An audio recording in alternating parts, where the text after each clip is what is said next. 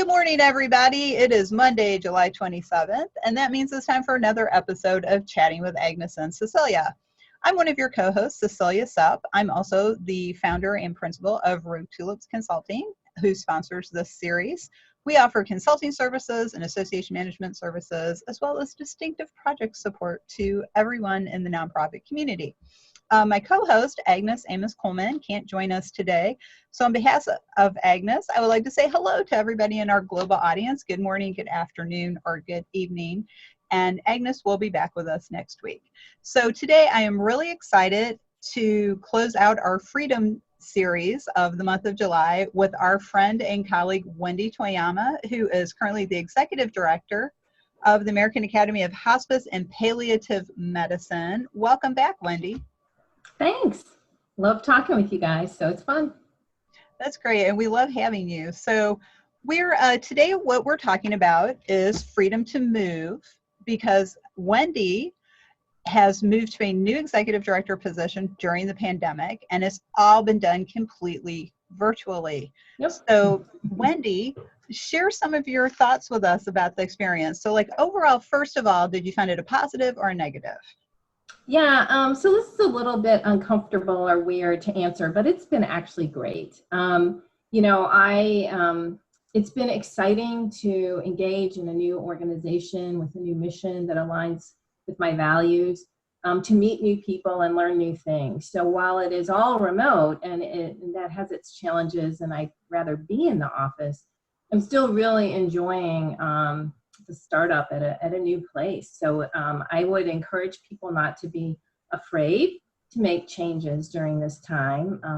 And I'm just very grateful because not everyone has the opportunity to do that. And I feel very, very blessed to be able to do that.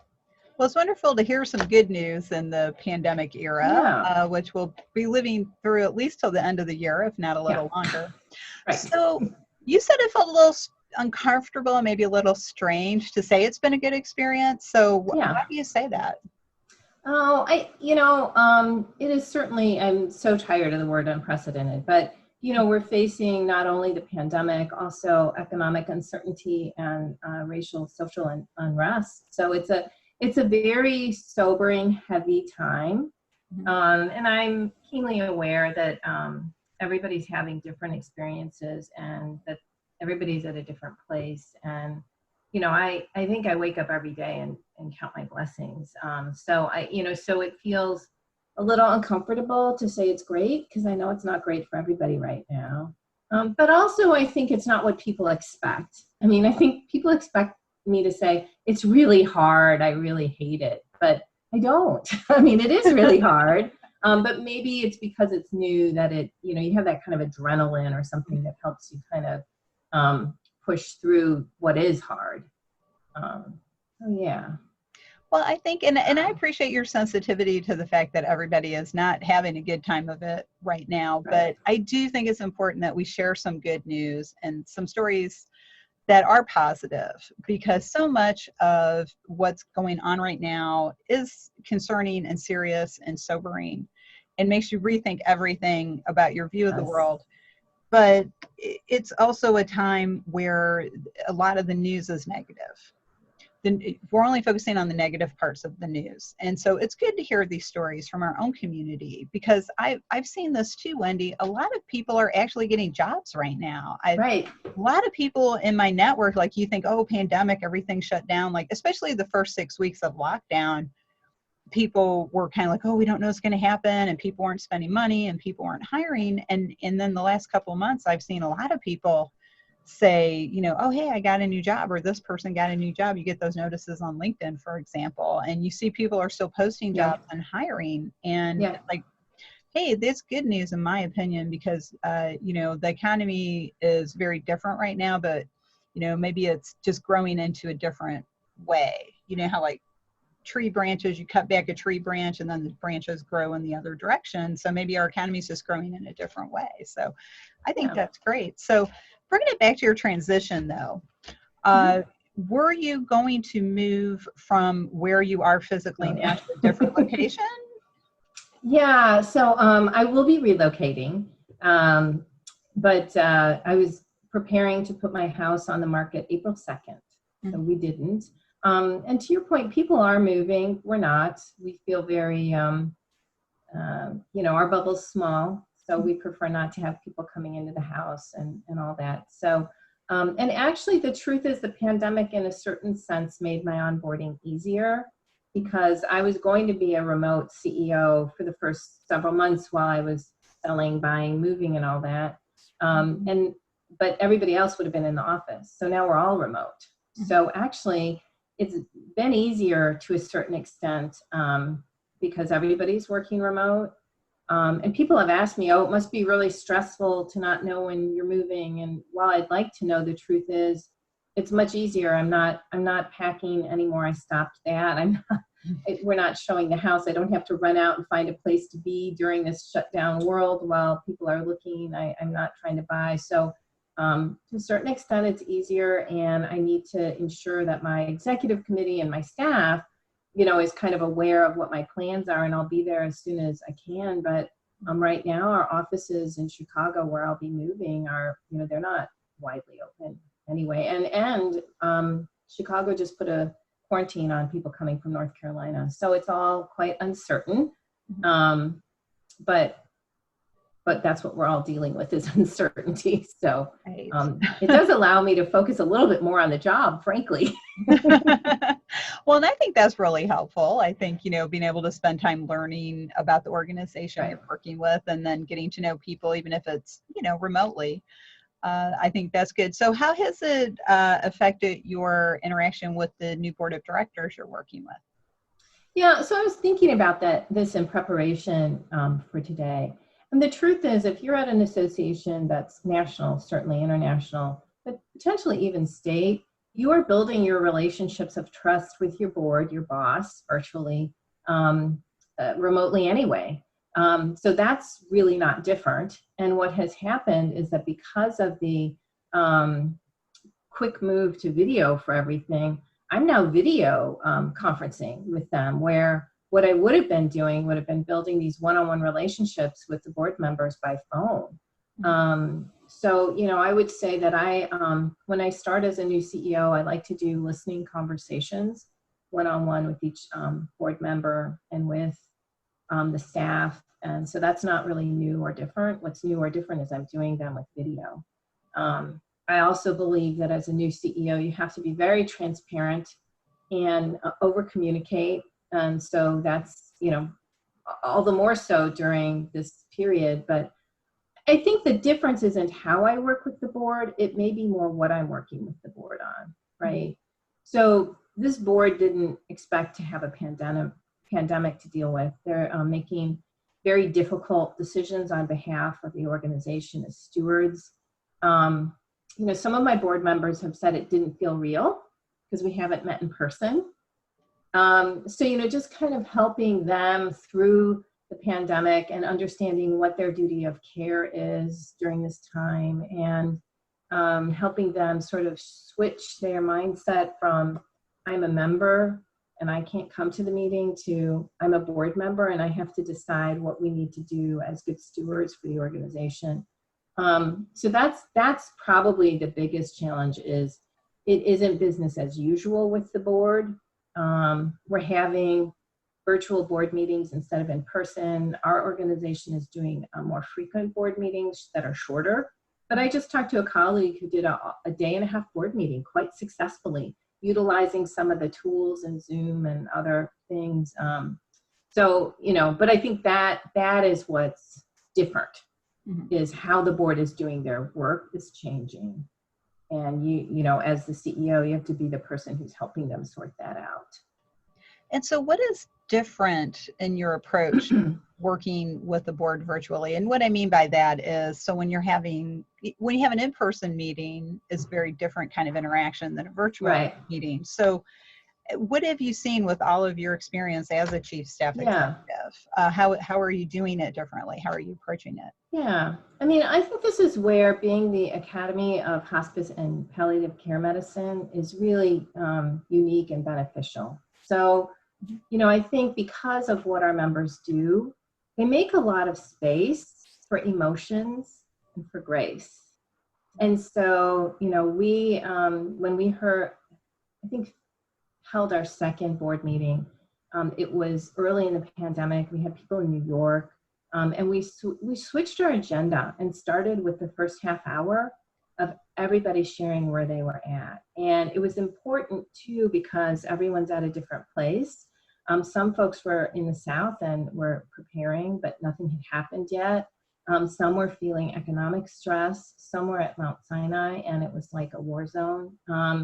So we spent a half hour of the meeting doing that in the beginning, which was really powerful. And the other thing I'll say about grace is that this is a time where all of us, things aren't going smoothly, right? I mean, there's technology glitches, there's time zone challenges, there's all kinds of things. And I think acknowledging that they're not going to be perfect, and that's okay, and allowing for grace, I think is really important. So I would say that those are two things that I don't know are unique to this board necessarily, but you know, that I think have really helped our organization through this. And I think, you know, the emotional space is not a space that a lot of people are comfortable in, right?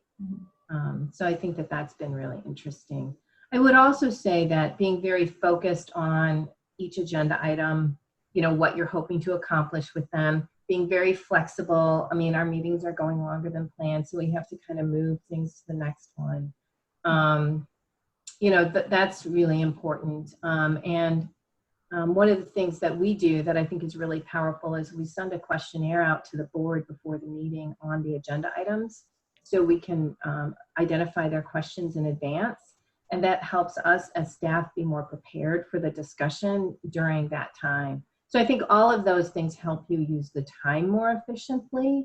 But that's a challenge, right? Because you're, after about 90 minutes, you're going to lose focus, and you know, you just have to make sure if there's business you need to get done, that you know what it is, that you have what you need to get it done. You know, those kinds of things. Yeah, it is. Those are all really great points. And I think that's great learning for our audience. So thank you for sharing that. And I think you're right about the group that you're working with and their ability to discuss their emotions and to have grace in this process. And I do think it makes a difference who you're dealing with, and what they're used to doing during the day, and that you're allowing time for them to do that, I think is really helpful. And I think that's what we could all learn with our boards is, you know, kind of open that up, that kind of a discussion, like, how are you feeling? Because every profession or industry has its challenges, and it affects people. So I think those are great tips. And I was recently a guest at a 2-day leadership conference that was all done on Zoom, and it was like all committee chairs, board members, chapter presidents, and there was about 70 people on this conference, and it went on, like I said, for 2 days, and it was handled so well. There were a lot of breaks put in. You could see people, which I thought was a real plus, because a lot of times when people use webinar services, you can't see the people. Oh, right. And so seeing people's faces, especially at a time like this, is great. So those are really great tips. Especially, I just want to repeat what you said about getting the questions in advance, so that you as staff are even more prepared, you know, because we all know, like when we had these in-person board meetings, we could talk in the hallway or talk right before the meeting or during a break or something like that, and kind of know what people were going to want to talk about. So that's another great tip. So believe it or not, we only have a couple of minutes left. Wendy's such a great guest. We love having her on. So before we sign off, I think we all want to know where that beautiful backdrop is from. Oh, yes. It's gorgeous. There has to be a story there. International Congress on Cleft Care at my last organization, and was in Chennai. And so these are, this is from that visit to India. So. Beautiful. What part of India was that in? It's in southern India. It's near Tamil Nadu, I believe. Beautiful. It looks like it might have been a temple. This is actually part of a big carving, and I feel like I looked up the name of it, but now I don't have it. So. Well, it's absolutely beautiful. It's from India, everyone. And again, the Association and Nonprofit Management Community has really become global, and we're able to go visit each other for our conferences, which is really Yeah. great. Well, So back in the day, it'll happen again. But oh yeah, it will. Everything always resets, right? We all, it does. it just takes a while sometimes.